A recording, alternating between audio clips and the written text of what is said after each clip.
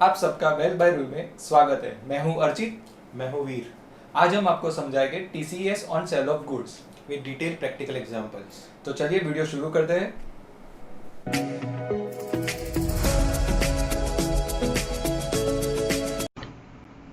दोस्तों, यदि आपका टर्नओवर 10 करोड़ से ज़्यादा है तो TCS on sale of goods आपको एप्लीकेबल हो जाएगा। तो चलिए समझते हैं कि कौन से केस में आपको टीसीएस करना पड़ेगा। टीसीएस का रेट क्या रहेगा और कब आपको पे करना पड़ेगा, और सबसे इम्पोर्टेंट यहाँ पे हम प्रैक्टिकल इशू डिस्कस करेंगे। फाइनेंस एक्ट 2020 में एक नया सेक्शन ऐड कर दिया गया है, TCS on sale of goods. दोस्तों, 1 अक्टूबर 2020 से आपको टीसीएस एप्लीकेबल हो जाएगा। तो आपको आपके अकाउंटिंग बिल्स में वो हेड ऐड करना पड़ेगा और वो अकॉर्डिंगली सारे एडजस्टमेंट करने पड़ेंगे अभी। और टीसीएस एप्लीकेबल किसको नहीं होगा उसके रिगार्डिंग भी डिस्कस कर लेते हैं। पहले तो है सर्विस प्रोवाइडर, उनको टीसीएस एप्लीकेबल नहीं होगा। दूसरा है कि पिछले साल का आपका टर्नओवर 10 करोड़ से कम है तो भी आपको टीसीएस एप्लीकेबल नहीं होगा। और उसमें ही अगर आपका टर्नओवर 10 करोड़ से ज़्यादा है लेकिन आपका सेल्स कंसिडरेशन 50 लाख से कम आ रहा है तो आपको वो टीसीएस एप्लीकेबल नहीं होगा। आप गुड एक्सपोर्ट करते हो तो अभी आपको टीसीएस का प्रोविजन एप्लीकेबल नहीं होगा। आपके गुड्स पे टीडीएस भी कट रहा है तो अभी आपको टीसीएस प्रोविजन एप्लीकेबल नहीं होगा। आपका गुड्स गवर्नमेंट अथॉरिटी या लोकल अथॉरिटी बाय कर रही है तो अभी टीसीएस प्रोविजन एप्लीकेबल नहीं होगा। और सेलर स्पेसिफाइड गुड्स में भी डील कर रहा होगा तो अभी आपको टीसीएस एप्लीकेबल नहीं होगा। और अभी आगे हम बढ़ रहे हैं, जो वीर आपको समझाएगा प्रैक्टिकल एग्जांपल, जिसके आपका थोड़ा टीसीएस से डील करना आसान हो जाएगा।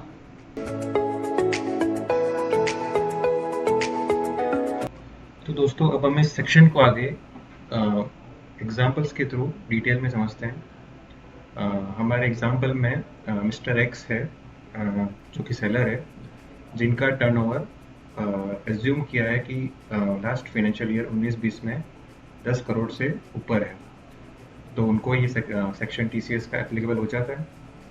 अब देखते हैं हमारे फर्स्ट सिनेरियो में मिस्टर एक्स ने मिस्टर डी को गुड्स सेल किए हैं और उनकी जो सेल्स की रिसिप्ट है अप टू सितंबर 2020 10 लाख रुपए उनको मिले हैं।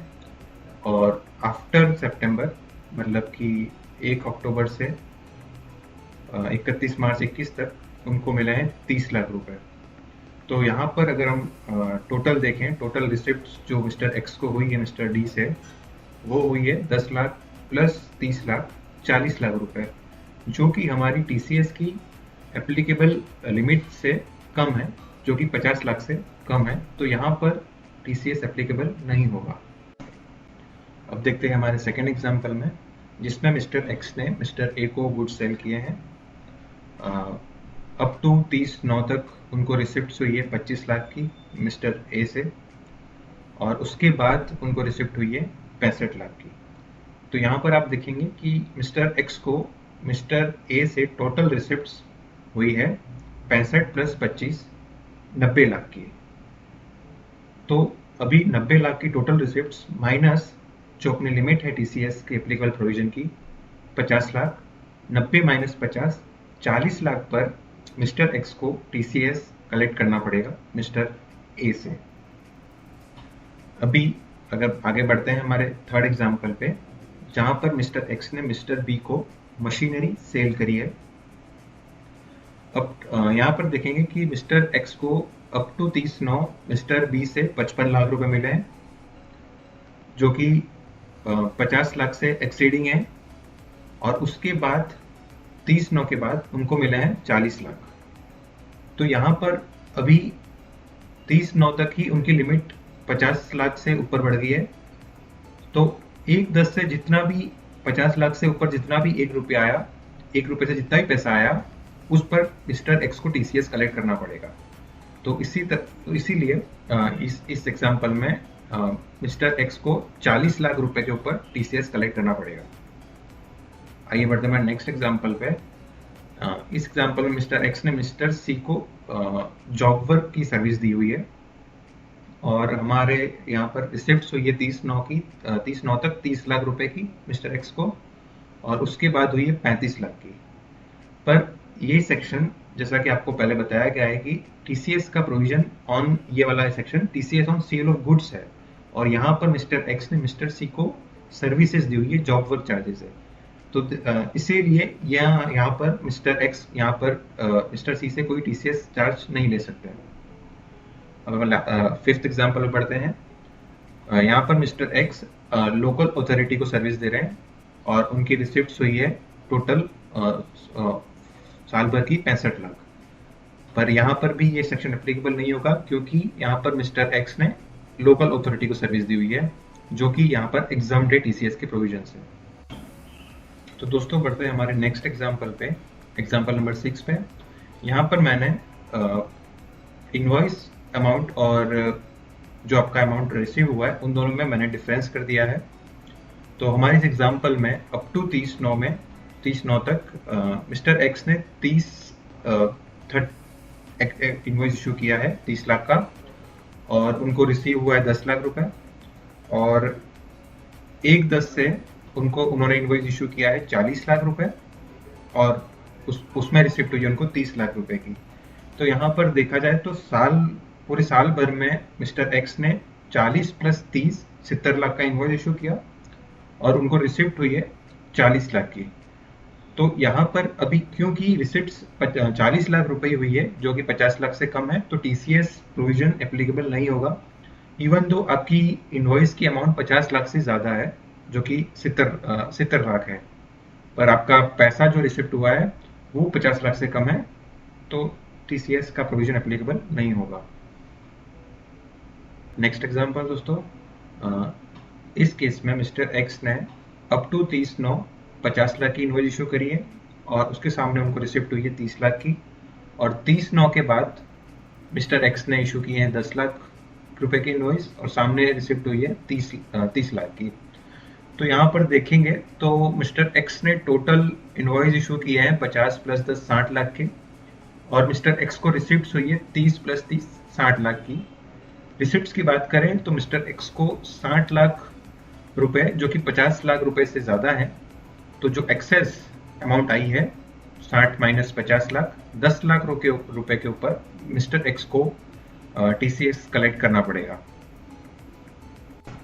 नेक्स्ट एग्जांपल, इस एग्जांपल में मिस्टर एक्स ने अप टू 30/9 कोई इनवॉइस इशू नहीं किया है, पर मिस्टर एक्स को 70 लाख रुपए का एडवांस पेमेंट रिसिप्ट हो गई है अप टू 30/9, और 30/9 के बाद मिस्टर एक्स ने 100 लाख का इनवॉइस इशू किया हुआ है, और सामने उन्हें रिसिप्ट हुई है 20 लाख की। इस एग्जांपल में 30/9 तक की बात करें तो मिस्टर एक्स को 70 लाख रुपए बिना इनवॉइस इशू किए ही एडवांस में ही मिल गए थे, जो कि अपनी लिमिट से एक्सेस है, मतलब जो लिमिट के अंदर फॉल हो जाते हैं। तो 30/9 के बाद पहले रुपए से उनको जितना भी पैसा मिलेगा उसमें टीसीएस अप्लाई हो जाएगा। तो अपने इस एग्जांपल में 1/10 से लेके जो भी उनको रिसिप्ट हुई 20 लाख रुपए की, तो उस पर मिस्टर एक्स को टीसीएस कलेक्ट करना पड़ेगा। नेक्स्ट केस, इस केस में मिस्टर एक्स ने अप टू 30/9 तक भी कोई इनवॉइस इशू नहीं किया है, ना उस पीरियड में उनको कोई रिसिप्ट हुई है। 30/9 के बाद देखेंगे तो भी उन्होंने कोई इनवॉइस इशू नहीं किया है, बट उन्हें रिसिप्ट हुई है 65 लाख रुपए की। तो ये पैसा था 31 मार्च 20 में एज एन आउटस्टैंडिंग अमाउंट था, जो कि इस साल का नहीं था, पर क्योंकि वो इस साल में रिसिप्ट हुआ है, जिस ईयर में मिस्टर एक्स को टीसीएस के प्रोविजन एप्लीकेबल होते हैं, और वो अमाउंट भी 50 लाख से ऊपर है, तो देयरफॉर जो 65 लाख रुपए मिले हैं माइनस अपनी लिमिट करते हैं 50 लाख की, तो 15 लाख रुपए के ऊपर मिस्टर एक्स को टीसीएस कलेक्ट करना पड़ेगा। इवन दो यहाँ देखेंगे कि यहाँ पर इनवॉइस या फिर यहाँ कोई रिसिप्ट इस साल की नहीं है, ये जो भी रिसिप्ट हुई है वो पिछले साल की है। दोस्तों अब बढ़ते हैं हमारे लास्ट एग्जाम्पल पे। इस एग्जाम्पल के अंदर देखेंगे आप तो मिस्टर एक्स ने अप टू 30/9 ना ही कोई इनवॉइस इशू किया है, ना ही कोई उनको अमाउंट रिसीव्ड हुई है।